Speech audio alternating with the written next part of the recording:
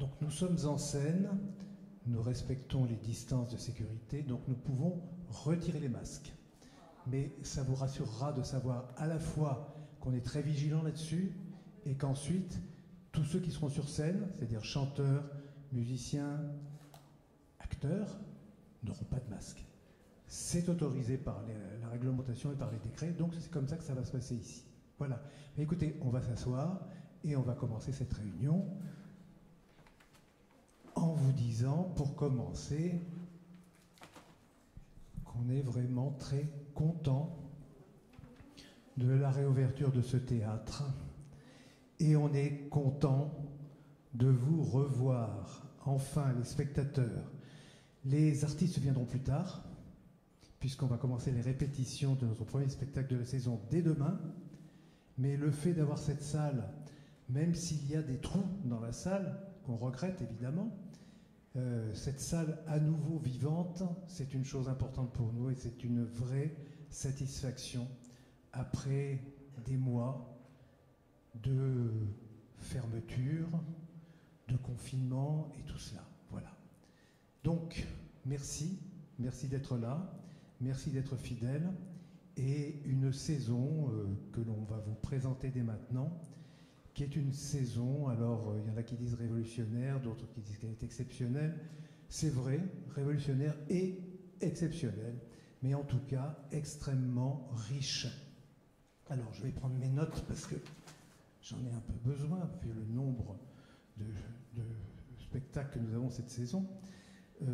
On aura donc 9 spectacles dramatiques différents, 4 opéras, 6 spectacles de théâtre musical, un ciné-opéra, 2 opérettes et 7 lundis musicaux. Ça veut dire une saison qu'on a voulu vraiment importante, riche, et que nous avons construite de la façon suivante. Alors, je dois vous l'expliquer parce que c'est important que vous compreniez comment ça s'est passé. Lorsque le confinement était arrivé, cette saison était prête. Tous les artistes avaient donné leur accord, on en était à l'envoi des contrats. Et le confinement est intervenu et nous nous sommes trouvés devant une alternative, c'est-à-dire devait-on reporter les spectacles qui ont été annulés en fin de saison dernière sur cette saison-ci en bouleversant l'ordonnancement de la saison qui était faite, ou bien devait-on maintenir et faire en sorte que soit maintenue la saison telle qu'elle était pensée. Et nous avons choisi la deuxième solution parce que, en fait, c'était très douloureux pour les artistes qui n'ont pas pu jouer en fin de saison dernière. Si nous avons pu récupérer certains spectacles, nous l'avons fait, et vous l'avez vu peut-être en regardant la saison que certains spectacles, éventuellement en changeant de nom, sont passés de la saison 2019-2020 à 2020-2021.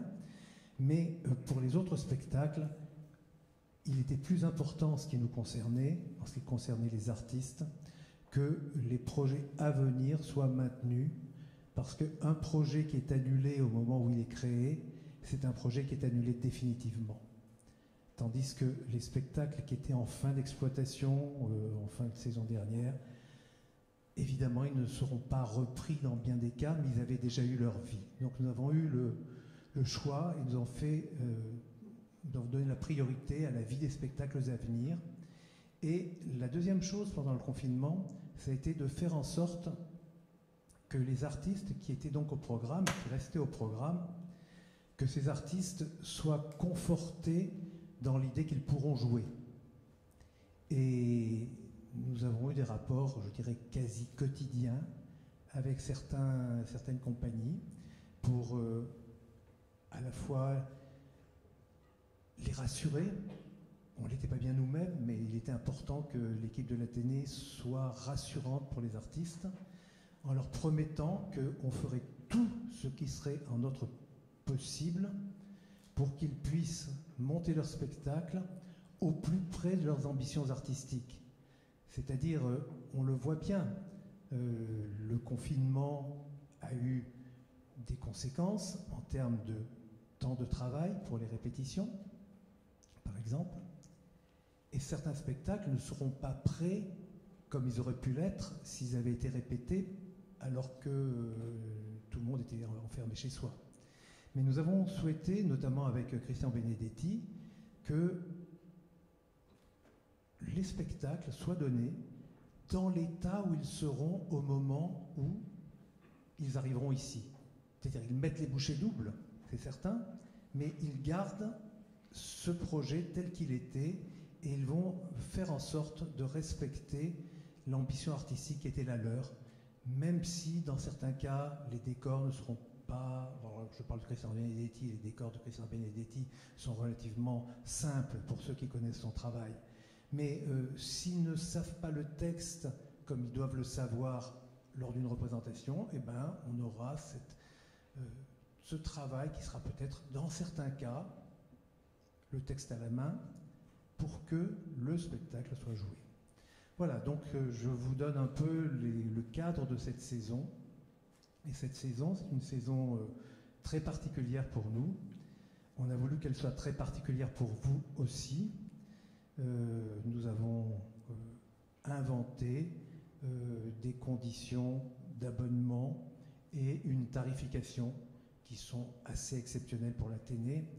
Et je pense qu'exceptionnelles elles le sont, elles le resteront, dans la mesure où il n'est pas sûr du tout que le tarif de la saison prochaine, pour autant que les conditions générales soient revenues au beau fixe, puisse être à ce niveau-là de facilité. C'est-à-dire que nous avons supprimé les catégories, tout le théâtre dorénavant étant catégorie unique. Le tarif qui pouvait monter jusqu'à 48 € a été baissé à 26 € pour tous les spectacles.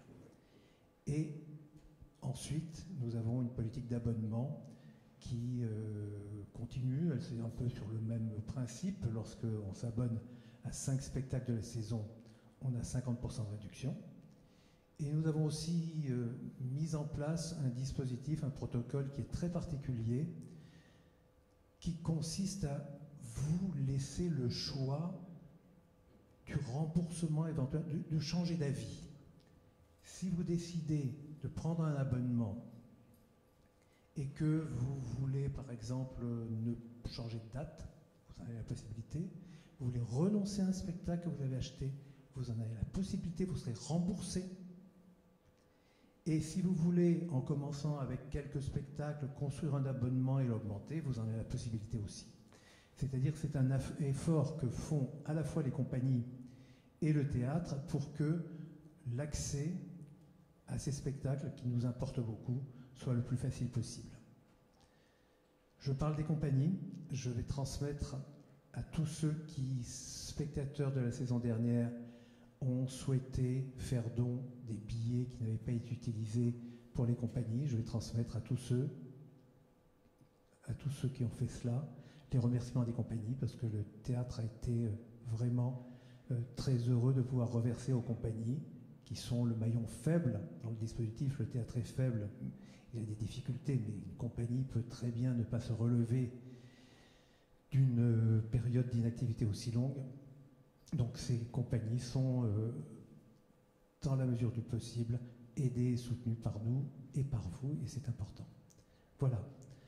Alors, c'est une présentation de saison qui est aussi exceptionnelle pour moi, en particulier, parce que, je voulais vous dire, et vous êtes les premiers à le savoir, ça n'est pas paru dans la presse encore, c'est ma dernière saison à la télé. C'est ma dernière saison. Je passe la main après je ne calcule plus, 26, 27 ans. Je vous ai régulièrement parlé ici et ailleurs de ce projet de fondation que j'avais monté. Eh bien, la fondation n'aboutira pas. Le ministère de la Culture n'en a pas voulu. Et dans ces conditions-là, je pense qu'il est préférable que je passe la main. D'autant plus que j'ai eu le choix de passer la main. J'ai choisi mes successeurs. Voilà, c'est une bonne solution que Olivier Poubelle et Olivier Mantéi, qui dirigent par ailleurs le Théâtre des Bouffes du Nord, prennent ma succession ici, parce que, vous le savez, vous fréquentez certainement les Bouffes du Nord si vous fréquentez l'Athénée, nous avons des lignes artistiques qui sont parallèles. Nous nous retrouvons beaucoup sur certains artistes, sur le fait qu'on fait du théâtre et de la musique, etc. Et donc, alors c'est ma dernière saison, ça veut dire que je serai là avec vous jusqu'au mois de juin, mais Olivier Pauvel et Olivier Mantelli se sont engagés à la fois à maintenir l'ambition artistique du spectacle, du théâtre, à garder la dualité théâtre et musique, à conserver l'équipe dans son intégralité, ce qui est formidable. Et donc je partirai avec un regret fort quand même que cette fondation n'ait pas pu aboutir. Je ne le comprends pas. Nous avons renoncé à 3 500 000 euros de mécénat d'une mécène nord-américaine parce que la fondation n'a pas abouti. Et nous ne comprenons toujours pas pourquoi le ministère de la Culture s'est opposé à ce projet-là. Mais c'est comme ça, c'est derrière nous maintenant. Voilà, alors, je vais, avant de donner la parole à nos intervenants, qui sont Ambre Amélie Cordet, qui va nous parler davantage de théâtre, et Charles, que vous connaissez bien, puisqu'il fait nos interventions, nos préludes, voilà, c'est ça, nos préludes, qui va nous parler davantage de musique.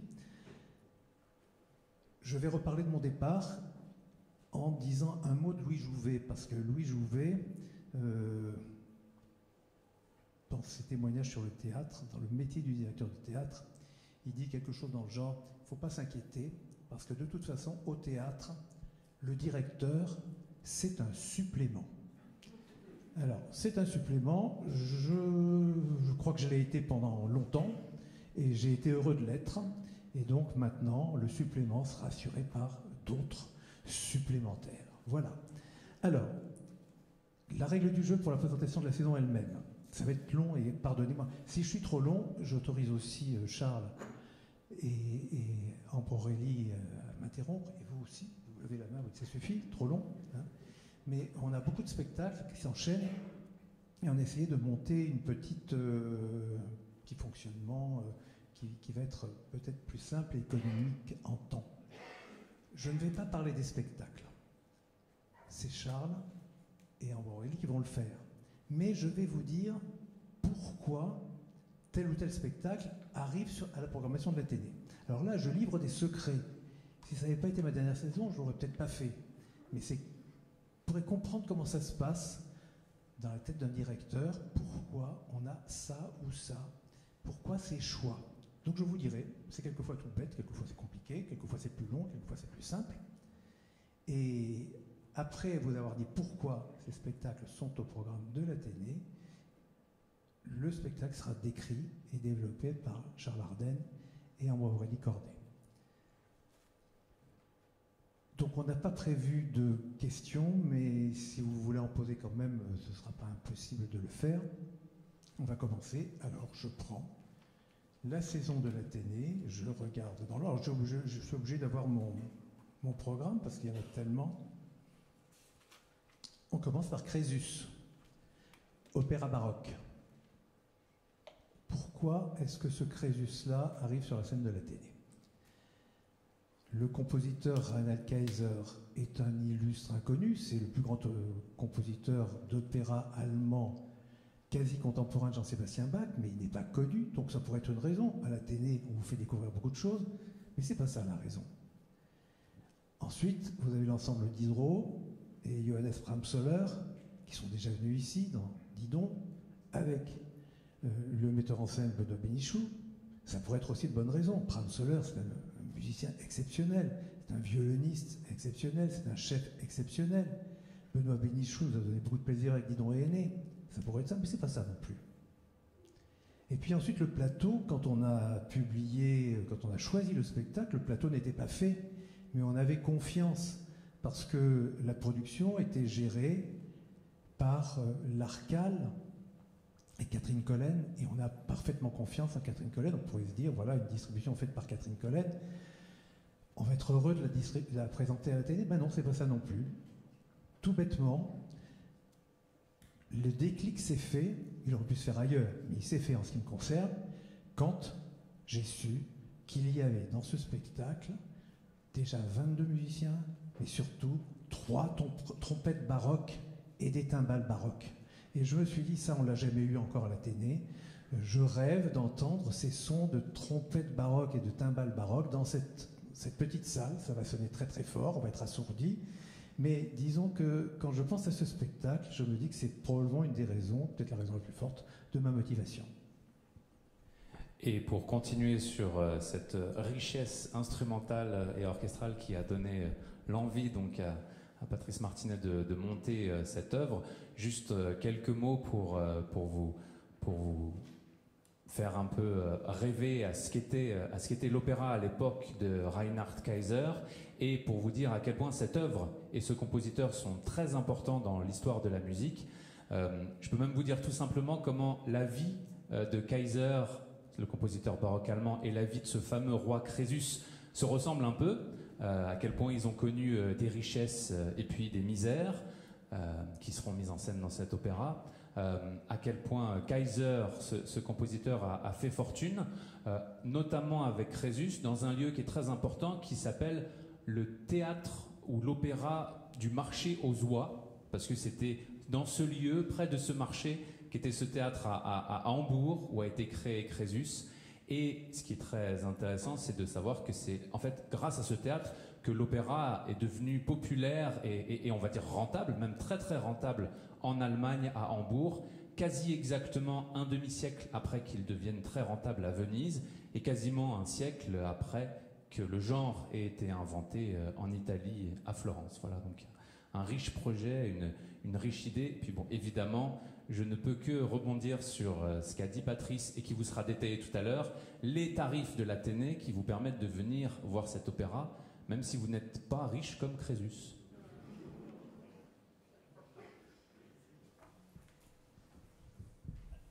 Après Crésus, on a le retour des frivolités parisiennes. Et les frivolités parisiennes, je dois dire qu'une fois qu'on les a connues, on a envie de les revoir. Et simplement, il y a une différence. On va associer, si tu veux bien, Charles, les deux spectacles des frivolités parisiennes, comme ça on gagnera du temps. On va associer Normandie d'un côté et Le Diable à Paris de l'autre. Le Diable à Paris, c'est une évidence qu'on a besoin pour les fêtes à l'Athénée depuis bien longtemps, d'une opérette, et si possible avec des lyrics de Wilmetz. Et la proposition qui m'a été faite, bon, je dirais que Wilmetz n'est pas pour rien là-dedans, dans ce choix, parce que dès qu'on a eu du Wilmetz ici, c'était effectivement un succès qui nous a transportés, et c'est parfait pour ces fêtes. Mais Normandie, maintenant, c'est d'autre chose. On était en train de construire la saison juste après le confinement, et voilà mes frivolités parisiennes. Il faut savoir qu'ils sont extrêmement agréables et très entreprenants. Très, très, très entreprenants. Alors, ils sont facilement 30 ou 40 sur scène, on les voit arriver, ils sont partout dans le théâtre, etc. Ils m'ont dit, voilà, on a quelques jours de libre pour jouer une pièce qu'on vient de monter, dont on est très content, ça s'appelle Normandie, musique de Paul Misraki. Est-ce qu'on ne trouve pas 4 dates? Et on avait 4 dates. Et on a ajouté Normandie entre Crésus et notre intégrale Tchekhov par la suite. Et voilà, les frivolités parisiennes ont encore un peu plus mis le pied dans la porte. Et c'est un plaisir que je pense on partagera, puisque ça fait quand même un certain temps qu'on travaille avec eux maintenant. Et félicitations d'avoir trouvé un créneau, puisque vous savez à quel point il est difficile en ce moment et ces derniers mois d'organiser comme ça des voyages sur des paquebots transatlantiques. C'est le cas avec cette opérette à bord du Normandie. Voilà, on vous invite à bord de ce paquebot. Comme l'a précisé Patrice, et comme vous avez pu le voir, vous êtes ici dans le paquebot Athénée en toute sécurité. Vous ne risquez d'attraper qu'une seule chose, qui est une maladie totalement bénigne, même si elle peut être très très contagieuse. C'est, vous savez, ces tubes qui vous tournent en boucle dans l'oreille, dans les oreilles, dans la tête, dont vous n'arrivez pas à vous débarrasser. Ça a été souvent le cas ici. Je remercie pas Patrice d'avoir monté Azor, parce qu'après j'avais ce thème-là impossible à m'enlever de l'esprit, n'est-ce pas? Là, vous allez attraper la scarlatine, enfin, vous allez attraper la musique, la mélodie que vous connaissez peut-être. Ça vaut mieux que d'attraper la scarlatine. Voilà, c'est le tube de cette opérette Normandie qui a été créée en 1936 au Bouffe parisien, dans le théâtre d'Offenbach, pas très loin d'ici d'ailleurs.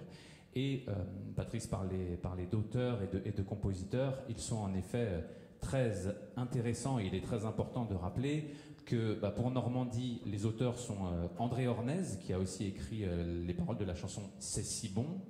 Donc vous voyez, c'est vraiment des personnes, des artisans à tube, on va dire, hein, comme on dirait aujourd'hui. Vous avez aussi Henri Decoing, qui a écrit le texte de cette opérette, très intéressant. Il s'y connaissait beaucoup dans le domaine aquatique, puisque lorsqu'il n'écrivait pas les paroles de cette œuvre, Normandie ou d'autres, il était aussi champion olympique. En tout cas, il avait participé aux Jeux olympiques pour la France en natation et water-polo. Voilà, comme quoi des personnes sont vraiment touche à tout.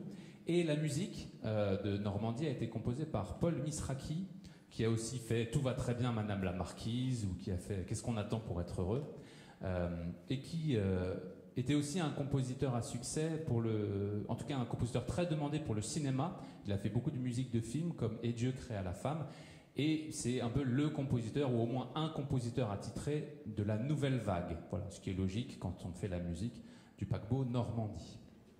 J'enchaîne sur Le Diable. Voilà. Absolument.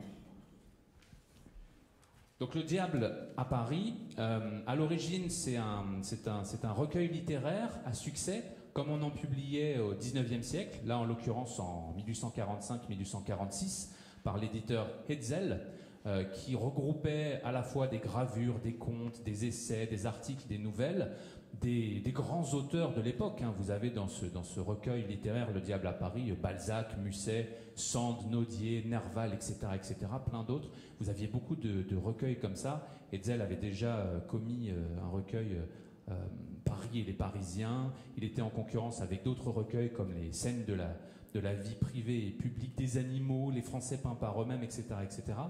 Et donc ce recueil à grand succès au XIXe siècle inspire, même plusieurs décennies après, en 1927, une création au Théâtre Marigny, une opérette, Le Diable à Paris. Donc on reste sur le registre opérette et frivolité. Et là encore, les auteurs de cette opérette ont un pédigré très intéressant, et notamment très associé à ce lieu, au Théâtre de l'Athénée, puisque vous avez donc Robert de Flers, qui est un fameux académicien qui avait aussi créé une comédie au Théâtre de l'Athénée en 1920, intitulée Le Retour.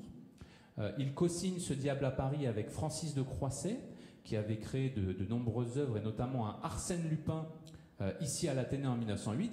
Et toujours Arsène Lupin par les créateurs de Ce Diable à Paris. Vous avez en 1930 un Arsène Lupin banquier, une opérette policière, encore ici, absolument, qui a été reprise par les Brigands dans la saison de 2007-2008. Voilà pour l'histoire à la fois de cette œuvre, de ce registre opérette et de ce Théâtre de l'Athénée. Merci Charles. Alors, on va passer à un peu de théâtre dramatique et un gros morceau. Nous avons donc l'intégrale des pièces de Tchekhov montées par Christian Benedetti. Et Tchekhov, oui, aurait pu être une raison, mais c'est Christian Benedetti, en l'occurrence, qui a été celui qui a forcé en quelque sorte notre choix, puisqu'il travaille depuis si longtemps sur cette intégrale. Nous avons déjà eu à plusieurs reprises des spectacles qui sont les fondements de cette intégrale, et là, il est engagé maintenant dans l'aboutissement de ce processus. Et si j'ai choisi cette série-là importante, c'est pour donner corps à un grand projet théâtral. Ceux qui ont déjà vu les spectacles, les Tchekhov montés par Christian Benedetti, savent de quoi je parle. Une vraie intelligence du texte, une redécouverte quand on a vu d'autres versions, et une unité de pensée autour de Tchekhov. Je pense que Christian Benedetti est le meilleur connaisseur aujourd'hui français de l'œuvre de Tchekhov, et ça n'est pas rien. Et ça n'est pas rien. Donc nous lui avons donné cette possibilité. C'est avec lui que nous avons beaucoup parlé pendant cette période du confinement, parce qu'il était bouleversé par ce que ça voulait dire pour lui que de ne pas pouvoir travailler déjà. Et il travaille d'arrache-pied avec son équipe. Et vous verrez, je pense, une intégrale Tchekhov qui fera date dans l'histoire du théâtre à Paris. Voilà. Envoi Aurélie, c'est à vous de nous éclairer un peu sur cette œuvre, sur Tchekhov, qu'on joue souvent à l'Athénée d'ailleurs. Alors pour faire revenir à lui le théâtre évanoui avec la Covid, Le metteur en scène Christian Benedetti choisit comme fil conducteur les évanouissements. Il en a dénombré 137 au total, qu'il va mettre en scène dans toute l'œuvre de Tchekhov, des grandes pièces que vous connaissez sans doute déjà, comme Ivanov, La Mouette, Oncle Vania, Les Trois Sœurs ou La Cerisée, et les pièces plus courtes, comme Le Chant du cygne, La Demande en mariage, L'Ours, De la nocivité du tabac, pour n'en citer que quelques-unes, puisque comme vous l'avez sans doute vu dans le programme, la liste est longue, c'est une intégrale. On connaît de Tchekhov le rire dans les larmes de rire, beaucoup moins l'évanouissement. C'est donc pour Christian Benedetti une façon d'insuffler un souffle nouveau, d'interroger le silence, l'interruption, l'échappée, la respiration, voire la résurrection dans l'œuvre du dramaturge russe, qui était également médecin et ne connaissait que trop les nuances de l'évanouissement et son potentiel dramatique, de la pamoison au vertige, de l'étourdissement à la syncope. Et je vous laisse le mystère. Merci. Donc, nous avons après ça un spectacle musical, notre ciné-opéra. Pourquoi est-ce qu'on va avoir La Belle et la Bête ici à l'Athénée? Donc, le film de Cocteau avec une musique de Philippe Glass et des chanteurs, je dirais, en scène ou en fosse, puisque le spectacle n'est pas encore créé, on vous dira ça plus tard. Eh bien, je dirais, sans avoir honte, j'en suis pas très fier non plus, que j'adore Philippe Glass. J'adore Philippe Glass, on peut aimer Philippe Glass et on peut aimer aussi Pierre Boulez, ça n'est pas antinomique. Mais en l'occurrence, cette œuvre est particulièrement réussie et cette fusion entre ces images de Cocteau, un peu datées, et puis cette musique, qui elle-même est datée aussi, mais d'un autre temps, ça me paraît une entreprise remarquable. Donc voilà, j'ai été heureux de dire oui à ceux qui me faisaient cette proposition. Et donc, Charles va vous en parler. Absolument remarquable. Moi, j'oserais même, par rapport à l'histoire de la musique, oser l'adjectif ou en tout cas le qualificatif de révolutionnaire. On peut l'imaginer, puisque figurez-vous que Philippe Glass fait le choix de prendre le film de Cocteau, La Belle et la Bête, et de couper le son. Il coupe le son complètement, tout le son, c'est-à-dire aussi bien la musique que, comme l'a expliqué Patrice, les paroles, les dialogues en tout cas de ce film, et il en fait de la musique. Tout devient musique, c'est-à-dire qu'il va composer une musique de film, du Philippe Glass, mais qu'il va aussi d'une certaine manière transformer, sublimer les dialogues en un chant, c'est-à-dire que vous allez avoir des interprètes bel et bien vivants, incarnés, présents, qui vont avoir une ligne vocale chantée qui va être bien entendu synchronisée avec les acteurs, les personnages qui sont présents sur l'écran. C'est comme si vous imaginez voilà, un doubleur qui ferait le doublage dans une autre langue, sauf que cette autre langue, cette fois, bon, ce sera aussi du français, mais ce sera chanté. Voilà. Et évidemment, c'est passionnant, ça ouvre, pour encore faire un jeu de mots, tout un champ des possibles. Évidemment, va surgir un message métaphorique très intéressant, puisque l'idée de Philippe Glass, comme de nombreux compositeurs du XXe siècle, c'est de montrer que la musique est partout, ou en tout cas qu'elle n'est pas seulement dans une salle de concert, que le bruit peut être musique, mais que de fait, en l'occurrence dans cette œuvre, la parole aussi peut être musique. La parole peut être musique, ta-ta-ta, ta-ta-ta, etc., etc. C'est un exemple comme un autre, mais de fait, Philippe Glass recompose une musique d'après les paroles. Il trouve la beauté musicale qu'il y a derrière un dialogue dans un film de Cocteau, de la même manière que l'enjeu de cette œuvre, l'enjeu de ce conte, c'est de trouver la beauté qu'il y a derrière les apparences, de trouver la beauté derrière la bête, de trouver le prince qui est caché. Et puis, petit clin d'œil, petit choix pertinent, évidemment, que fait Philippe Glass, il choisit des tessitures à bon escient, puisque La Belle et la Bête sont logiquement mezzo, soprano et baryton, c'est-à-dire, vous savez, les tessitures intermédiaires, la mezzo qui est entre alto et soprano et baryton entre basse et ténor.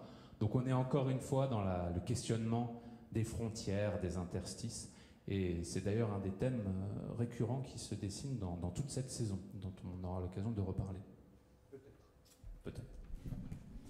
Merci Charles. Donc Jean de Royer, qu'on connaît bien ici, dirigera l'orchestre régional de Normandie pour la première fois dans ce théâtre, et c'est important pour nous. Nous allons passer maintenant à notre moment avec le balcon. Et le balcon, vous le savez, je dirais que d'une certaine façon, ils sont nés ici. Et ils reviennent ici régulièrement. C'est toujours avec plaisir, c'est toujours des grandes surprises pour nous. Et je dirais qu'on n'a pas besoin d'une raison pour inviter le balcon. Et pourtant, si, quand ils sont venus me trouver, il y a quelque chose qui a terriblement excité mon imagination.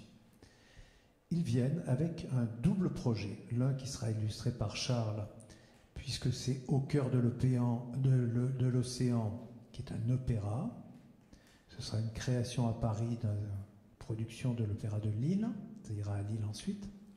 Et puis, un Beckett avec Words and Music, une nouvelle musique de scène, et c'est Ambre Aurélie qui vous en parlera, puisque ce sera l'aspect théâtral plutôt. En ce qui concerne Au cœur de l'océan, qui est l'opéra créé ici, je vais vous dire en quelques mots le livret. Et vous comprendrez pourquoi je me suis laissé séduire, même s'il n'y avait pas besoin de ça au bout du compte. 3 actes, 2 compositeurs. Premier acte, des savants sont dans leur laboratoire, des chercheurs, et ils sont très intrigués par un son dont ils ont déterminé la provenance du fond de l'océan. Ce son est un son organisé, un son musical.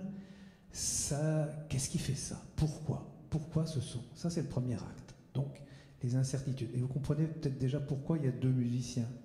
Il y en a un qui va être celui des chercheurs et l'autre celui des sons, l'un plus électronique et l'autre peut-être plus vocal. Là, je suis en train de faire ton travail, hein, mais bon. Deuxième acte, ces mêmes chercheurs veulent aller voir de plus près ce qui se passe.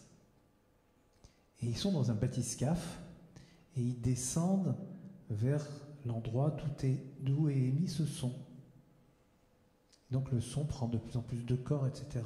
Et troisième acte, je vais te laisser raconter le troisième acte peut-être. Non. Troisième acte. Ils sont entrés dans une sorte de caverne sous-marine très importante, et là, il y a une fête de monstres marins. Et ce qu'on entend d'en haut, là-haut, c'est la fête des monstres marins, et ils participent à cette fête. Voilà le livret qu'on m'a proposé, et j'ai pensé que pour un livret d'opéra contemporain, 2 musiciens, un musicien plus traditionnel, Arthur Lavandier, et un musicien plus électronique, Frédéric Blondy, pardon, excusez-moi, c'était quelque chose qui méritait d'être tenté, et le balcon tentera ça chez nous. Voilà. Sacrée plongée. Moi, je plonge dans le dictionnaire grâce à toi, j'apprends le mot bathyscaphe, c'est ça. Très, très magnifique. 2 univers, c'est aussi une thématique qui se dessine dans cette saison, les diptyques, la réunion d'éléments qui peuvent paraître, on va dire, soit opposés, soit différents, soit en l'occurrence complémentaires. Et donc en effet, ce qui paraît fascinant dans cette plongée, la motivation de plonger au cœur de l'océan, ce seront aussi ces 2 univers musicaux, 2 genres, 2 esthétiques, pour une plongée synchronisée en l'occurrence, avec donc Frédéric Blondy qui a étudié mathématiques, physique, qui est passé au piano jazz et classique, qui a fait beaucoup de musique expérimentale et d'improvisation électronique. Donc d'une certaine manière, déjà, rien que dans sa patte, à lui, son esthétique, il y a des dualités. Et donc, il va travailler de concert avec le compositeur Arthur Lavandier, qui est vraiment un compositeur à suivre, qui est une référence désormais de la scène, aussi notamment lyrique. Il a déjà signé 3 opéras que je vous recommande très chaleureusement, De la terreur des hommes, Le premier meurtre, et La légende du roi dragon. Merci. Donc, c'est le Festival du Balcon qui commence avec Au cœur de l'océan et qui continue avec Words and Music, avec une nouvelle musique, pour le coup, de Pedro Garcia Velázquez. Ambre Aurélie, c'est à vous. À l'origine, Words and Music est une pièce radiophonique de Samuel Beckett, créée sur la BBC en novembre 1962, sur une musique originale du cousin de Samuel Beckett, John Stewart Beckett. L'argument de cette pièce radiophonique est simple. Words, les paroles, et music, je ne traduis peut-être pas, ne s'accordent plus. Un troisième personnage, Croc, sorte de grand seigneur dont Words et Music seraient les courtisans, tente de les mettre d'accord. L'orchestre du balcon avait donné une représentation de cette pièce en 2013 sur la musique que le compositeur américain Morton Feldman avait créée en 1987. Cette fois-ci, ils en présentent une nouvelle version sur une toute nouvelle partition composée donc par Pedro Garcia Velázquez et dans une mise en scène de Jacques Osinski, qui perçoit, lui, cette œuvre comme, je cite, un portrait de l'artiste en train de créer. De quoi donc éclairer sous un jour nouveau le désaccord qui s'élève entre Words et musique et que tente d'apaiser Croc, de quoi éclairer également une réflexion sur la relation entre les mots et la musique, comme sur les moyens d'expression offerts à l'artiste. Donc, Jacques Osinski, on vient d'entendre son nom, et il fait partie de ceux, effectivement, qui peuvent nous conduire à faire des choix ici, puisqu'il accompagne beaucoup d'artistes à l'Athénée, et il reviendra dans la saison 2 fois encore. Nous allons passer au spectacle suivant maintenant, et c'est en fait 2 spectacles plutôt, et ça demande quand même quelques mots d'introduction de ma part. Il s'agit des 2 spectacles de Jean-Luc Lagarce, Ébauche d'un portrait, dans la petite salle, et j'étais dans ma maison et j'attendais que la pluie vienne. Et c'est en fait quelque chose qui me tenait à cœur, et particulièrement pour ma dernière saison, parce que Jean-Luc Lagarce a été un compagnon de ce théâtre à la fin de sa vie, puisqu'il y a monté les derniers spectacles, son dernier spectacle, celui pendant lequel il est mort, qui était Loulou. Et il tenait absolument à ce que ces spectacles soient joués ici, et nous avons eu... Alors, la rencontre avec Jean-Luc a été très particulière. J'étais à peine nommé à l'Athénée que j'ai vu son Malade imaginaire, qui était une pièce absolument remarquable, où il commençait à jouer sa propre maladie. Et je lui ai proposé de jouer cette pièce à l'Athénée. Et malheureusement, le spectacle, dans lequel jouait d'ailleurs Olivier Py, ne rentrait pas sur ce plateau qui est un petit plateau.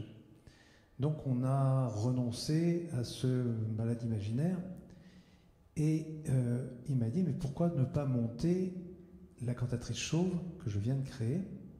Et effectivement, la cantatrice chauve, nous avons voulu la créer, mais Eugène Ionesco s'y est fermement opposé.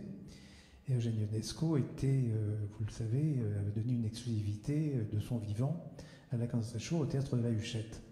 Donc nous avons eu un 3e projet avec Jean-Luc, qui était sa mise en scène de l'île des esclaves, qui était une petite merveille, à vrai dire. Et le rapport s'est établi avec lui autour de ça. Nous avons joué ensuite Loulou, dont le travail était achevé par François Béreur, et Les règles du savoir-vivre. Et nous avons eu la cantatrice chauve beaucoup plus tard, après le décès d'Eugène Ionesco, puisque Marie-France Ionesco a été ravie de nous donner l'autorisation de jouer la cantatrice chauve. Elle estimait que cette interdiction n'avait plus de sens après la mort de son père. On avait créé d'ailleurs la première version parisienne hors théâtre de la Huchette. C'était celle de Gabor Tompa, qui était un très très beau spectacle en 2001, je crois, 2001 à peu près. Et donc la cantatrice chauve, on l'a jouée, alors je pense que tout le monde l'a vu, si vous êtes des habitués de l'Athénée, parce qu'on l'a jouée à 3 reprises. C'est-à-dire on l'a jouée en 2006-2007, en 2009-2010 et 2017-2018, avec toujours les mêmes comédiens. Et on a repris aussi les règles du savoir-vivre. Voilà un partenariat qui était fort. Et lorsque François Béreur m'a proposé de m'intéresser à ce projet, j'étais dans ma maison avec des comédiennes haïtiennes, qu'il est allé diriger sur place. Je pense que c'était absolument nécessaire, et d'autant plus nécessaire que cette pièce a été écrite pendant le temps même où Jean-Luc travaillait ici. C'est une pièce, une des dernières pièces qu'il a écrites, qui a été écrite pendant sa présence autour du théâtre de l'Athénée, entre l'île des Esclaves et Loulou. Voilà la raison, disons, assez émouvante pour moi de cette présence d'une grande pièce à l'Athénée et défendue par des comédiennes qui n'auront jamais joué en dehors de Haïti, hein, mais avec une énergie magnifique que vous pourrez voir. À vous. J'étais dans ma maison et j'attendais que la pluie vienne. C'est une des pièces de Lagarce qui connaît le plus grand succès à l'étranger. Elle est vraiment beaucoup jouée.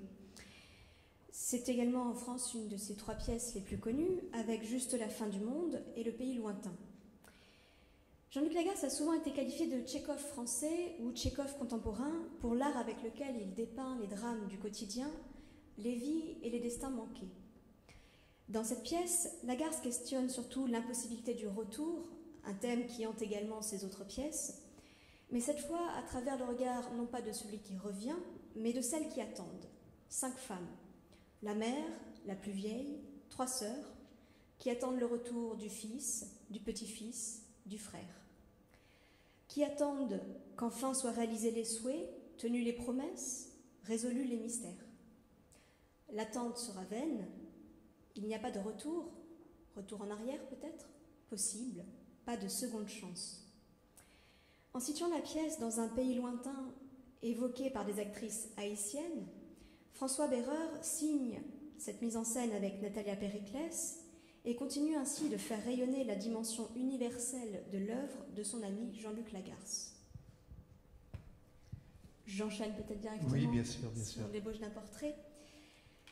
L'ébauche d'un portrait, cette fois-ci, est née d'une volonté de François Béreur également de faire découvrir son ami Jean-Luc Lagarce de manière plus intime, de faire découvrir l'homme, et d'une manière particulière, puisqu'il souhaitait que l'on découvre Lagarce par Lagarce à travers les fragments de son journal intime qu'il a tenu durant plusieurs années. Cette ébauche d'un portrait, donc, est l'occasion de lever quelques pans du mystère qui entoure un acteur encore mal connu, de voir, à travers l'interprétation de Laurent Poitrenaud, un homme en proie au théâtre, à l'écriture, à la maladie, à l'amour. D'approcher donc l'auteur, le metteur en scène et l'homme. De comprendre ce qui se joue sur scène et hors scène, dans les méandres de la création artistique comme du quotidien. Merci. Et on va changer complètement de registre puisqu'on va passer à ce spectacle en 2 parties que nous avons appelé « Le diable frappe à la porte ». Il y a beaucoup de diables cette saison à l'Athénée, hein, vous l'aurez remarqué. Et là, je dirais que la raison pour laquelle ce choix s'est fait, il est tout simple. Si Takenori Nemoto, qui est venu ici déjà à plusieurs reprises avec des très beaux spectacles, vient vous proposer un diptyque avec d'une part Jacques Offenbach et d'autre part le seul opéra dodécaphonique qui est en fait signé Arnold Schoenberg, eh bien l'Athénée ne peut que s'intéresser à cette proposition. Entre Offenbach et Schoenberg, Takenori Nemoto pour faire le lien, vous aurez donc ce diable qui va frapper à la porte au mois de mars prochain. Absolument, et là encore un sacré ou un satané diptyque des contraires, ça va certainement être détonnant, rien que les compositeurs même, Offenbach et Schoenberg, ça pourrait être pour un historien de la musique une opposition absolue entre un compositeur de la légèreté, hein, le petit Mozart des Champs-Élysées, Offenbach, et puis Schoenberg qui a construit ce dodécaphonisme sciemment pour détruire les consonances, hein, dodéca 12, c'est-à-dire qu'il disait on utilise une seule fois chacune des 12 notes de la gamme, do dièse, ré dièse, mi, fa, fa dièse, etc., avant de pouvoir en réutiliser une autre. Pourquoi il a fait ça? Parce que de fait, vous utilisez une fois chacune des notes, donc il n'y a pas une note qui revient plus que les autres, ce qui est le principe de la consonance, d'avoir une tonalité et d'avoir des consonances. Bon, bah lui, il fait une machine à détruire les consonances, et donc ça fera un diptyque sacrément détonnant. Il est aussi détonnant au niveau des thématiques, des œuvres, entre un conte apparemment naïf sur un pacte qui est fait avec le diable, où on doit prendre 3 baisers à une jeune ingénue paysanne pour à des fins peu recommandables. Il y en aura plusieurs dans la fin de cette saison aussi, des fins peu recommandables. Et de l'autre côté, chez Schoenberg, vous avez apparemment à l'inverse un drame très moderne, très actuel, un couple qui rentre d'une soirée et qui se dispute un peu, qui se fâche, qui se raconte aussi les aventures qu'il a à gauche à droite. Ah tiens, ça aussi, on les reverra tout à l'heure, les aventures extra-conjugales. Mais au final, ils se rendent compte que peut-être c'est aussi un moyen de raviver leur flamme, et donc, flamme de l'enfer, on ne sait pas. En tout cas, il y aura des points d'attache, a fortiori avec Takenori Nemoto, qui est très doué pour réunir comme ça différents univers, comme il l'a fait plusieurs fois ici.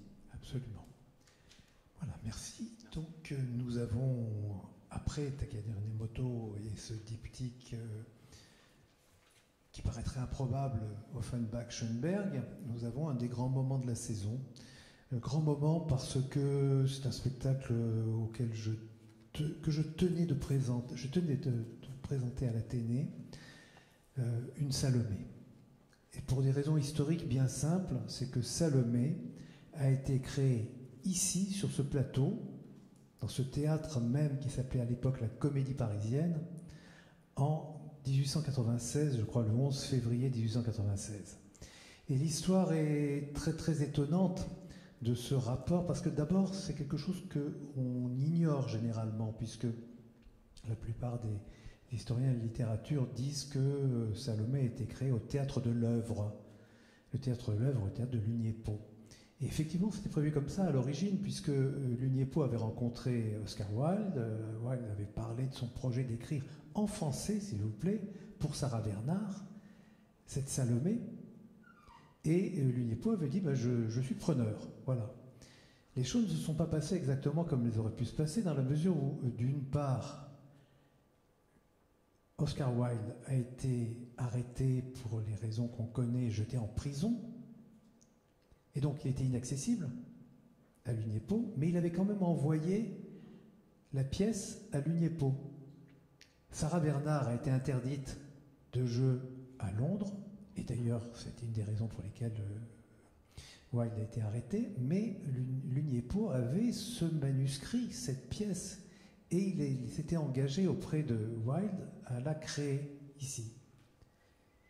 Et simplement, vous connaissez Salomé, la pièce, il y a 14 comédiens. Et vous connaissez le Théâtre de l'Œuvre, c'est un tout petit théâtre. Il doit avoir un plateau de 6 mètres par 5.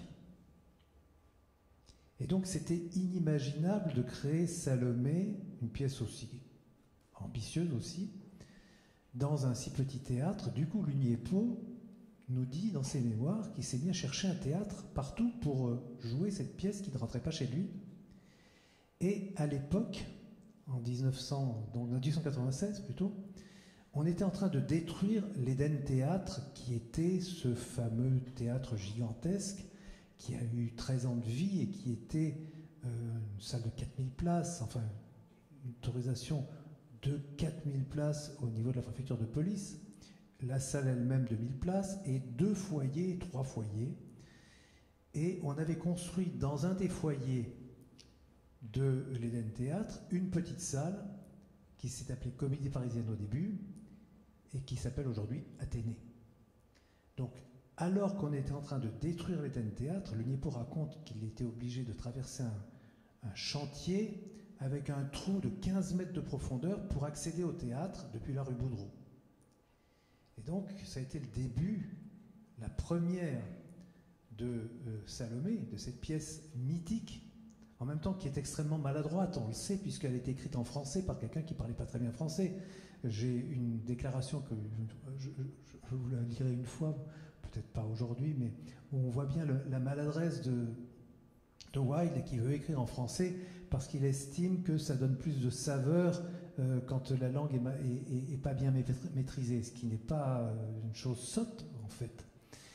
Et donc Wilde, cette pièce a été créée ici avec les pires ennuis du monde, c'est-à-dire que la tête de Yochanan, qui était une tête en cire, est tombée le jour de la générale, elle s'est cassée en deux.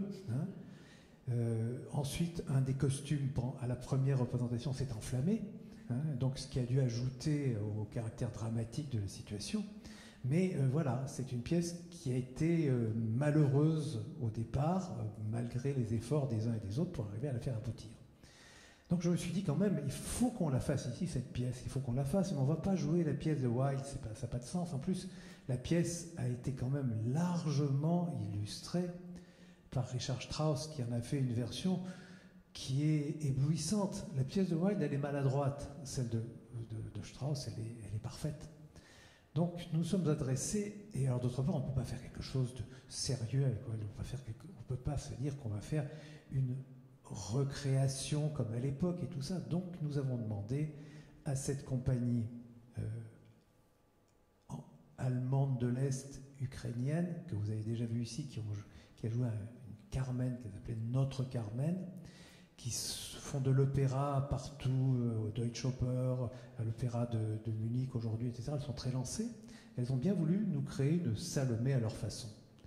Et ce sera musical, d'où la parole à Charles, mais je suis bien en peine de vous dire ce qu'il va y avoir là-dedans, dans le paquet cadeau, mais je suis heureux qu'on puisse donner enfin, pour la première fois depuis autant d'années, une Salomé ici, la Salomé de notre temps.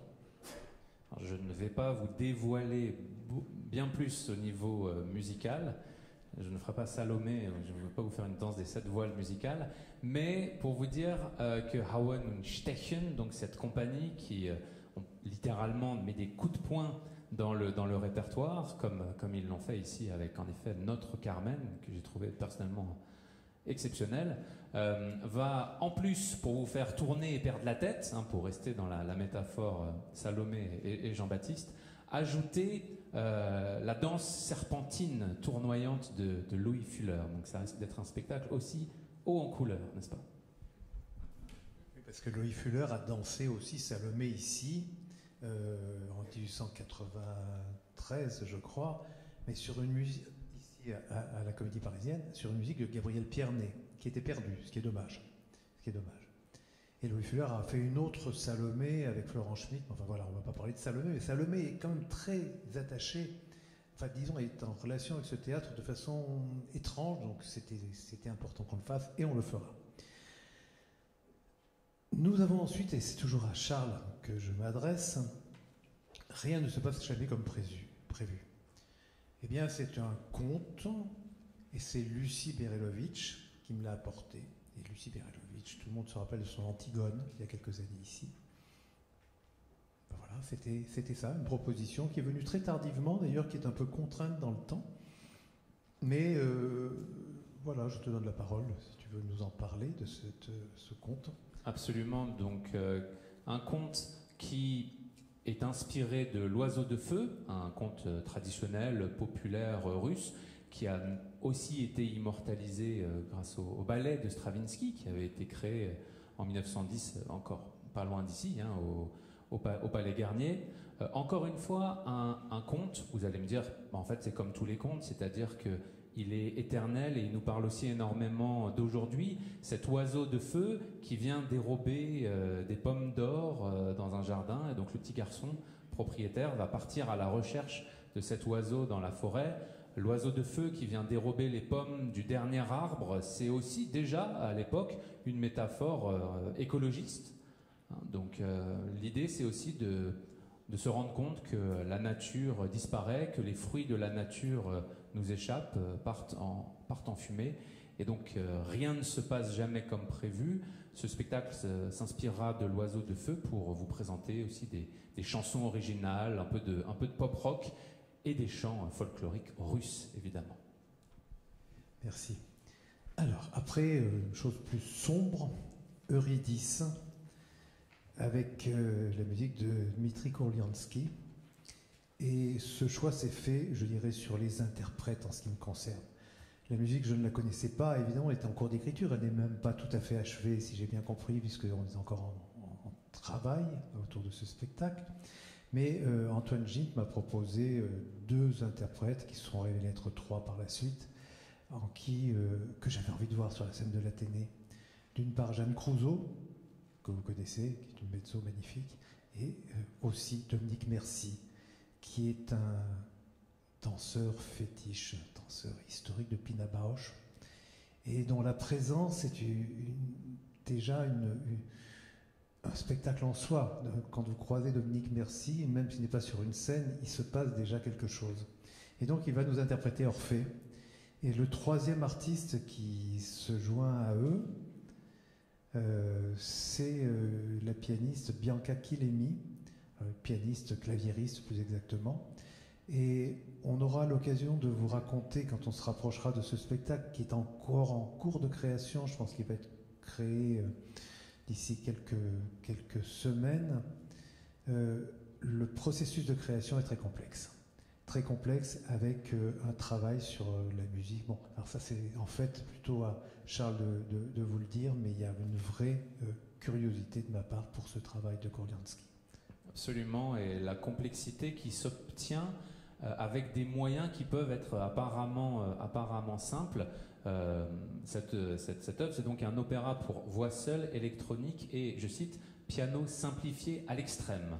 Donc l'idée, c'est aussi d'explorer toutes les combinatoires possibles, tous les registres d'une simplification de l'instrument. Ça peut nous rappeler les pianos préparés de Cage, ça peut nous rappeler les micro-décalages extrêmement complexes, alors qu'apparemment simples, des musiques répétitives de Steve Reich. Là, vous aurez des variations, des hallucinations sonores. L'idée étant évidemment de jouer, c'est un des thèmes de la saison qui se dessine sur l'apparition, la disparition, l'incertitude. On a aussi le thème du diable, ou au moins des enfers, évidemment, avec ce mythe d'Eurydice. Et on a un autre thème, une autre association artistique qui sera fascinante entre musique et danse, et on en reparlera dans 2 spectacles. Merci. Nous avons ensuite le Beckett, le deuxième Beckett, même je dirais de la saison. Et voilà, on a déjà dit que Beckett était toujours chez lui à l'Athénée, vous l'avez constaté, mais là, Beckett défendu par Denis Lavant, mis en scène par Jacques Kosinski, ne pouvait pas se faire ailleurs qu'ici, et se fera ici. C'est donc l'image dont va vous parler Ambre Aurélie. Alors tout à l'heure, on évoquait plutôt les rapports du texte avec la musique dans Words and Music, qui se disputaient l'expression de l'artiste. Ici, le texte va explorer plutôt le rapport des mots à l'image. Car l'image, c'est un texte bref, c'est une seule longue phrase, comme un plan séquence, si je comparais avec le cinéma, qui capte en quelques pages, sans ponctuation, un moment, celui d'un pique-nique en amoureux, égayé par la présence d'un chien. Ce texte est donc aussi, comme toujours avec Beckett, une exploration du langage, des possibilités du langage. Ici, des pouvoirs d'évocation, voire d'invocation du langage, qui tentent de restituer d'un mot à l'autre toute la saveur d'un instant.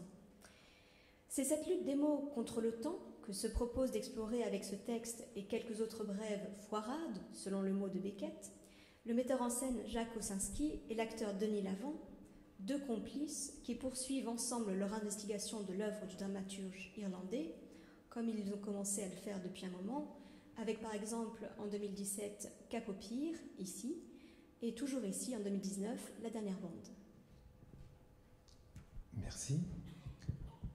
On va retrouver Jacques Kosinski, qui est le metteur en scène de l'image, à la mise en scène des 7 péchés capitaux qui viennent après. Mais c'est pas Jacques qui a été le déclic pour ce projet, ça a été plutôt l'orchestre. L'orchestre, Péléas, d'ailleurs la relation va se faire tout à l'heure peut-être avec le spectacle suivant, mais c'était un peu un hasard. L'orchestre Péléas, c'est l'orchestre qui est né ici. Alors j'ai retrouvé la date, c'est le 17 décembre 2004. L'acte créateur de cet ensemble Péléas, dirigé par Benjamin Lévy, c'était ici même un concert donné à deux baguettes, puisqu'il y avait deux parties, l'une dirigée par Marc Minkowski et l'autre par Benjamin Lévy lui-même.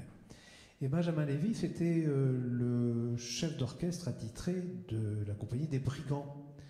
Et il a fait d'ailleurs, avec le temps, Geneviève de Brabant, je vais vous lire un peu tout ce qu'il a fait, le Dr Ox, Tabouche, Toi c'est moi, et les Brigands, alors d'Offenbach pour le coup. Et un jour, il était venu me trouver, il m'a dit, voilà, je voudrais créer un orchestre, est-ce qu'on peut l'appeler l'orchestre de l'Athénée? Et j'ai renaclé à ça, parce que je pense que c'est pas juste qu'un théâtre ait un orchestre en résidence, quand ça n'est pas vraiment le cas, puisque nous n'avions pas les moyens de financer son existence. Et donc il a choisi comme titre, je regrette un petit peu pour dire la vérité, mais il a choisi comme nom pour son orchestre l'ensemble Péléas. Et donc il va se reproduire ici dans ces 7 péchés capitaux. Et ce qui me paraît intéressant, c'est que ce n'est pas un ensemble de musique pour Kurt Weill. C'est ni un orchestre symphonique, c'est un ensemble de chambres. Ce sont des très jeunes musiciens, pleins d'énergie. Mais ce n'est pas non plus des musiciens de musique qui tendent vers le jazz. C'est quand même des musiciens classiques. Et ça, je suis très curieux. C'est très difficile à monter Kurt Weill au théâtre. Très difficile. Et là, on aura peut-être la quadrature du cercle des jeunes musiciens, leur énergie et leur intelligence musicale.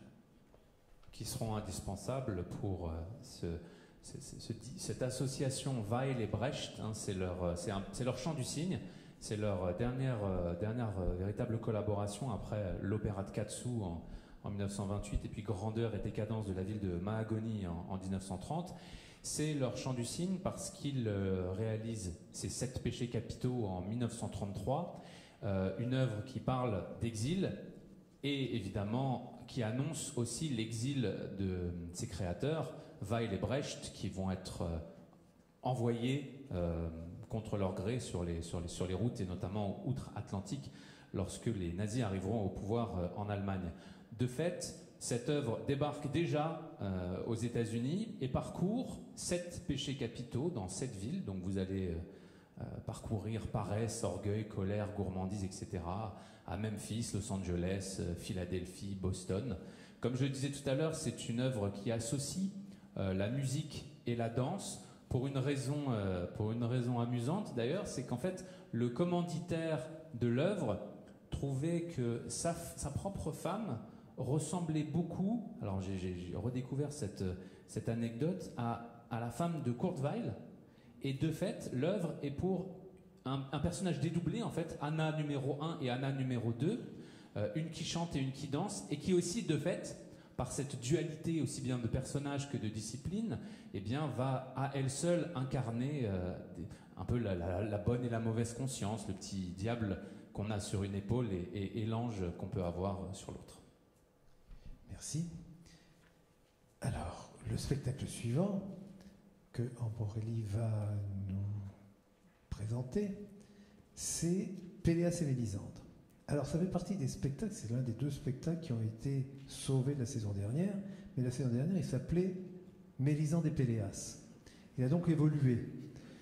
Et étant donné qu'il n'était pas créé quand la saison s'est terminée, on ne saura jamais ce qu'aurait été Mélisande et Péléas, mais on saura ce que sera Péléas et Mélisande. Et ça n'est pas Debussy. C'est parce que c'est pas Debussy que c'est pas Charles qui nous en parle. C'est la pièce de Maeterlinck, avec de la musique quand même.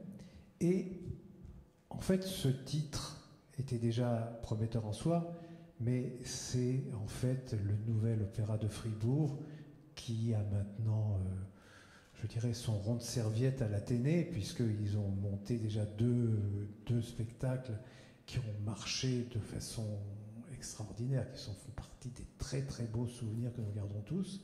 Moscou Paradis d'une part, de Shostakovich, et d'autre part l'importance d'être constant la saison dernière. Et donc voilà qu'il nous proposait pour cette saison-là, c'était la saison d'avant, la saison dernière, parce que la saison dernière c'était Mélisande et Péléas. Et donc Péléas et Mélisande maintenant va reprendre le flambeau avec musique de scène, etc. On ne sait pas grand-chose puisque ça va être créé à l'Athénée. Alors, je précise quand même que j'ai un regret de ne pas pouvoir vous parler de Mélisande et Péléas en pleine période d'interrogation sur les femmes et le féminisme. Je vais donc m'en tenir au rapport de la pièce de Maeterlinck à la musique. Péléas et Mélisande, c'est une pièce que Maeterlinck écrit au moment où le symbolisme rayonne en Europe, et on doit à Maeterlinck d'avoir donné naissance à un nouveau mythe de l'amour impossible et indéfectible à la fin du XIXe siècle, avec cette pièce en 1893. La poésie de l'atmosphère, des personnages, et bien sûr des mots si simples et si justes de Maeterlinck, quoiqu'on lui ait souvent reproché, cette simplicité de mots presque enfantine, ont en fait d'emblée fait de cette pièce une pièce musicale. On connaît bien sûr l'opéra de Debussy créé en 1902, mais avant lui, il y avait une musique de scène créée par Gabriel Fauré en 1888, et après Debussy, d'autres compositions ont été inspirées par cette pièce, celle d'Arthur Schoenberg en 1903 ou celle de Jean Sibelius en 1905. C'est donc cette parenté entre théâtre et musique tissée par Péléas et Mélisande que vont explorer à nouveau les artistes du nouvel opéra de Fribourg, Opéra Fribourg, en proposant un théâtre musical, selon leurs propres mots, d'après Maurice Maeterlinck, comme une méditation artistique sur un mythe amoureux devenu l'un des plus célèbres de l'Occident. Merci. Alors, le Nouvel Opéra de Fribourg fait les pieds au mur pour nous donner un autre spectacle. On rattrape le retard en quelque sorte dû aux annulations de la saison dernière. Et nous aurons une pièce qui a sa force. Et sa force lui permettrait déjà, à elle seule, à être au programme de l'Athénée. Mais on va nous raconter ce qu'il y a dans cette pièce, Charles. Faut dire ce que c'est que Powder Her Face de Thomas Hadès. Absolument. Powder Her Face, donc poudrer son visage. C'est un opéra de chambre, c'est le cas de le dire, vous allez voir. Opéra de chambre, ça veut dire a priori pour un effectif de musique de chambre, c'est-à-dire un plus petit effectif que l'orchestre. Mais donc, opéra de chambre créé en 1995 par Thomas Hadès, qui lui aussi est un grand compositeur contemporain absolument incontournable, qui est monté sur les plus grandes scènes à travers le monde. C'est l'histoire, Powder Her Face, tristement vraie, de Margaret Campbell, duchesse d'Argyll, qui a été surnommée Dirty Duchess, la sale duchesse, qui en fait était traînée dans la boue à la fois médiatique et judiciaire dans la Prue d'Angleterre de 1963, lorsqu'il y a eu un divorce, lorsque son divorce est arrivé au tribunal. Elle a divorcé du 11e duc d'Argyll parce que le duc a demandé le divorce, parce qu'elle avait osé le tromper. Et pour assurer non seulement sa victoire, mais pour humilier totalement son épouse déchue, le duc a produit comme pièce à conviction des photos très intimes. Voilà, donc aujourd'hui on parlerait de revenge porn, n'est-ce pas ? Et il y a donc un opéra qui a été composé sur cette triste duchesse traînée dans la boue, qui questionne justement encore une fois la question de la femme, de sa liberté, de son épanouissement sensuel, y compris avec d'autres hommes. Il y avait un des Polaroids, parce que c'était complètement sordide, les photos sont sorties aussi dans la presse, qui la montrait juste avec un collier de perles, donc tout le monde se moquait d'elle, on l'appelait aussi la duchesse au collier de perles, avec un homme dont il manquait la tête, encore un lien indirect avec Salomé, même si ça cachait son identité aussi. Et bon, pour sourire un peu, parce que l'idée aussi de réhabiliter cette femme et de montrer ce qu'elle a vécu, mais bon, avec aussi un peu des petits clins d'œil. Vous avez dans cet opéra un grand air où la duchesse, comment dirais-je ça de manière polie et prude, fait plaisir à son compagnon, et on a surnommé cet air un nouvel air de la flûte enchantée. Voilà, je vous laisse imaginer pourquoi. C'est une œuvre qui est vraiment célèbre dans le monde entier, jamais jouée à Paris, encore, jamais. Elle a été créée en France, je crois à Metz, je crois, enfin, mais jamais jouée à Paris, et on est assez content que cette œuvre soit créée ici par le Nouvel Opéra de Fribourg. Elle avait été créée par Barbara Hannigan dans le rôle principal, et Julien me dit que celle qui va chanter le rôle de la duchesse mérite autant que Barbara Hannigan de jouer ce rôle-là. Voilà, on arrive à la fin de la saison. Il nous reste encore un spectacle dont on avait déjà parlé à la dernière présentation de saison, puisque c'est Mr. She and His Lover. C'est la raison pour laquelle il est là, c'est parce que vraiment on était extrêmement triste de ne pas pouvoir vous le présenter, mais il n'en reste pas moins que ce spectacle, pour ceux qui n'ont pas assisté à la présentation de la saison dernière, mérite d'être un peu illustré par Charles. Voilà, c'est une anecdote assez amusante aussi. Absolument, que j'illustrerai uniquement verbalement. C'est l'histoire, donc Mr. She and His Lover, en fait c'est l'histoire, on pourrait dire, de Monsieur Papillon. En pensant à Madame Butterfly, vous allez voir pourquoi ce changement de genre, qui est aussi important de nos jours. Vous connaissez sans doute Madame Butterfly, Madame Papillon, Cho-Cho-san de Puccini. Eh bien, ce Mr. She and His Lover, le point de départ, c'est lors d'une représentation de Madame Butterfly. Juste pour vous dire que ça a inspiré donc un Monsieur Butterfly en pièce de théâtre à David Henry Hwang, qui a ensuite été adapté au cinéma par David Cronenberg, film que je vous recommande. Et donc cet opéra Mr. She and His Lover a été composé en 2016, donc encore une création très contemporaine par Jo Kong-kie. C'est donc l'histoire d'un employé français à l'ambassade de Chine qui tombe amoureux d'une chanteuse durant une représentation de Madame Butterfly. Il tombe amoureux d'une chanteuse donc de l'opéra de Pékin, sauf que de fait il va être accusé d'espionnage. On va avoir comme suspicion qu'il pourrait transmettre des secrets d'État à la Chine, puisque vous savez qu'il y a une longue tradition dans l'histoire aussi bien de l'opéra et aussi d'ailleurs du ballet que d'engager par exemple des danseuses comme en fait des agents secrets, des agents doubles qui séduisaient des hommes pour avoir des secrets d'État. Et alors ce pauvre employé d'ambassade, non seulement il va se rendre compte qu'il est ainsi victime d'espionnage, mais en plus il va se rendre compte que cette chanteuse, Madame Butterfly, en fait c'est Monsieur Butterfly, voilà, ce qui va lui poser quelques problèmes personnels. Donc le grand mystère de ce monsieur Boursicot, c'est une anecdote réelle. En fait, il a été condamné, et la chanteuse aussi, pour espionnage, mais il n'avait pas pu constater le sexe réel avec des années de vie commune. Mais c'est un de ces grands mystères que traite d'ailleurs assez finement ce spectacle, qui est en mandarin, mais surtitré en français, pour qui ne parle pas le mandarin. Voilà, on a encore les lundis musicaux, on va dire très vite, parce que je crois qu'on a aussi à vous présenter quelques points de protocole sur le fonctionnement de la saison, ce qu'on va faire dans une minute. Les lundis musicaux, on va le faire vite, hein. Donc 7 dates cette année, 7 dates. Au lieu des 3-4 que nous avions péniblement les années précédentes, nous avons une mécène qui nous soutient sur ces lundis musicaux, et qu'elle soit remerciée de permettre cette série plus longue que d'habitude, avec des chanteurs et des chanteuses de tout premier plan, et toujours avec la direction artistique d'Alphonse Semin, ce qui est une garantie de qualité et de prise de risque en même temps.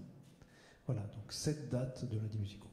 Il faut impérativement rappeler tout de même à quel point ces lundis musicaux sont historiques, à quel point c'est un rendez-vous mythique et capital dans l'histoire de la musique, n'ayons pas peur des mots.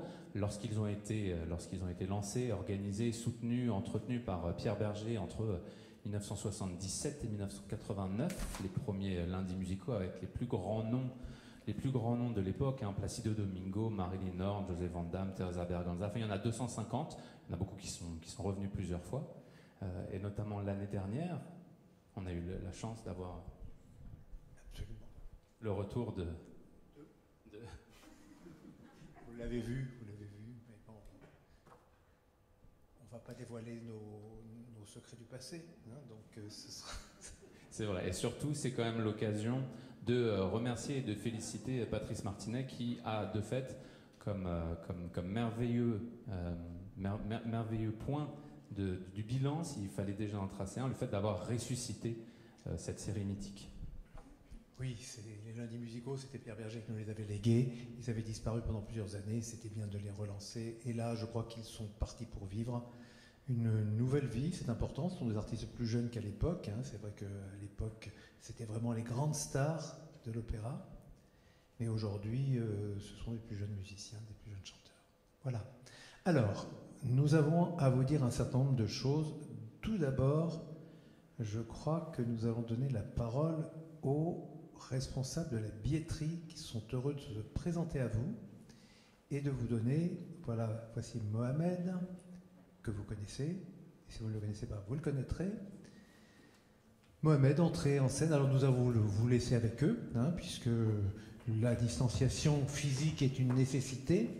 On va leur donner nos micros qu'ils vont nettoyer pour éviter une transmission malencontreuse.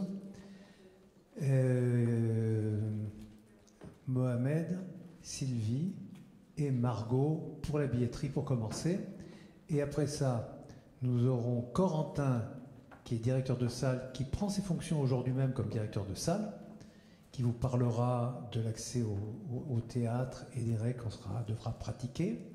Et enfin, Alexandra et Margot à nouveau vous parleront des projets de relations publiques qui vous concerneront, parce que cette année, il y a vraiment beaucoup d'activités en relations publiques, beaucoup de films, beaucoup de rencontres, etc. Voilà, merci de votre attention. Je vous laisse avec nos collaborateurs précieux.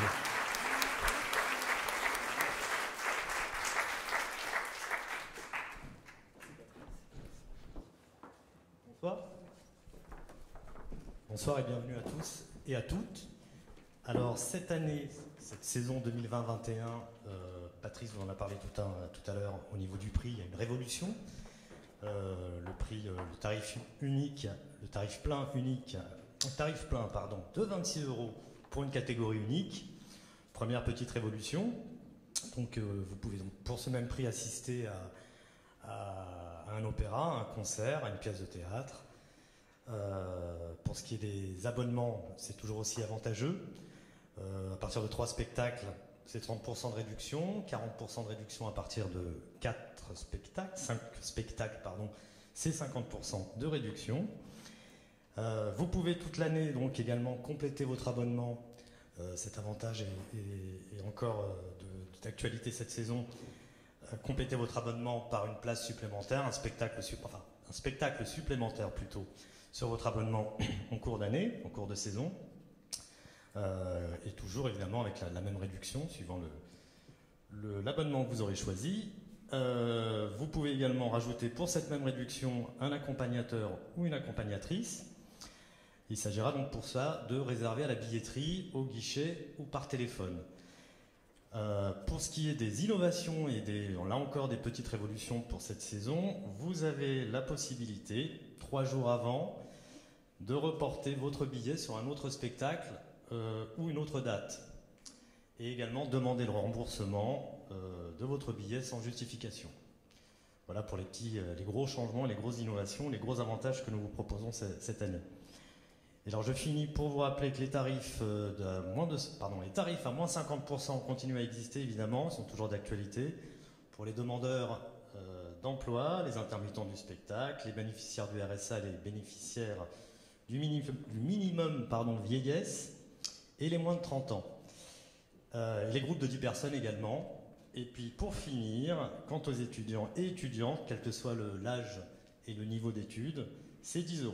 Voilà. Nous vous attendons donc nombreux et nombreuses à la billetterie, à l'entrée du théâtre. Voilà, je vous souhaite une belle saison 2021 à tous et à toutes, évidemment.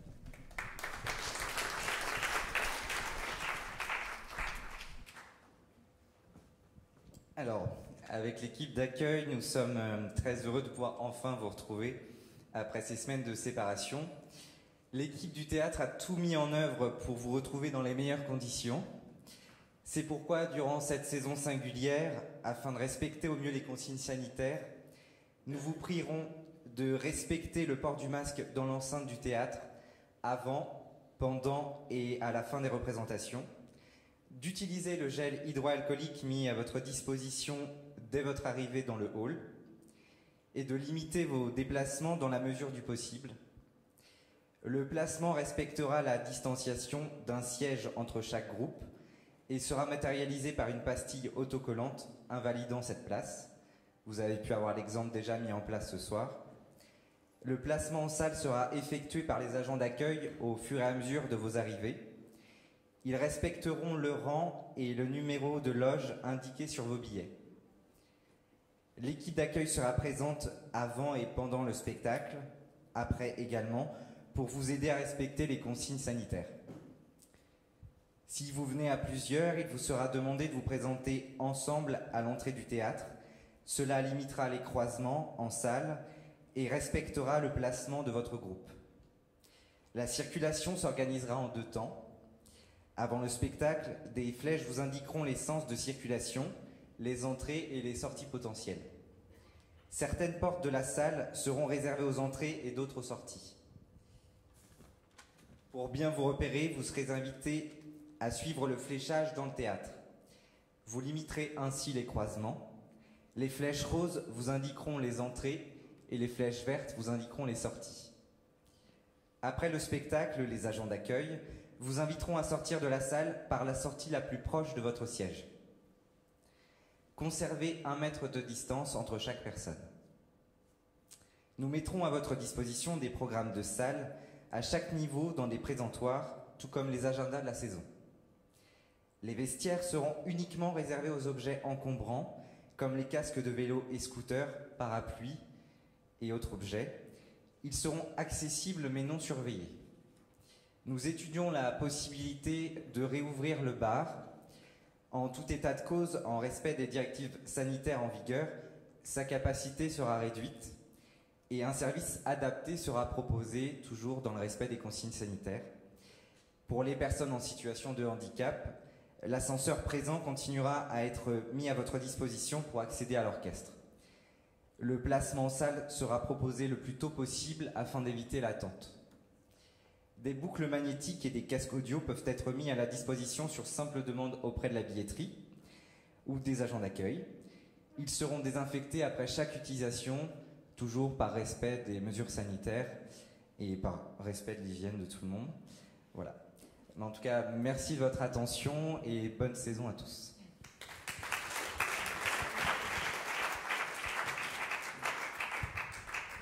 Bonsoir à tous et merci d'être venus aussi nombreux pour vous présenter les projets de relations publiques. Je vous écris un petit texte en honneur aussi, pour faire honneur à cette saison qui est magnifique. C'est le moment de se faire une scène, alors ne restez pas dans votre maison en attendant que la pluie vienne. Jetez-vous au cœur de l'océan, venez vous évanouir avec votre lover et votre belle. Ici, vous entendrez des mots et de la musique, vous rencontrerez 2 fois le diable et comme rien ne se passe jamais comme prévu, en plus des dialogues et des préludes que vous connaissez déjà, vous pourrez assister à des conférences, des débats, des projections cinématographiques, des après-concerts, une soirée aquatique. Donc toutes ces informations se trouvent sur les pages de chaque spectacle, mais également page 60 sur le calendrier de la brochure qui se trouve, que vous avez tous en main. Pour l'instant, les réservations pour les séances de cinéma ne sont pas ouvertes. On vous tiendra au courant dès que ce sera possible. Alors sachez que ces séances de cinéma seront présentées autour de plusieurs spectacles, 137 évanouissements. Nous projetterons 4 films, dont le très beau film de Nouri Bilge Ceylan, Winter Sleep. Autour de Jean-Luc Lagarce, nous projetterons Juste la fin du monde de Xavier Dolan, et autour de Eurydice, un documentaire sur Dominique Mercy. Voilà, donc toutes ces rencontres, ces projections sont gratuites. Donc pas besoin d'être riche comme Crésus pour venir vous faire une scène à l'Athénée.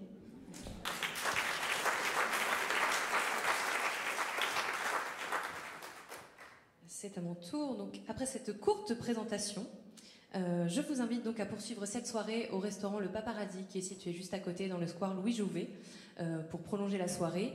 L'équipe du théâtre sera présente et pourra répondre à toutes vos questions. Vous pourrez reconnaître l'équipe avec ce petit badge rose que nous portons tous dans l'équipe. Vous pourrez donc y prendre un verre qui sera au tarif habituel du bar de l'Athénée. La billetterie est également ouverte suite à cette présentation. Vous pouvez donc réserver dès maintenant vos places ou faire votre abonnement auprès de l'équipe dans le hall. Merci à tous.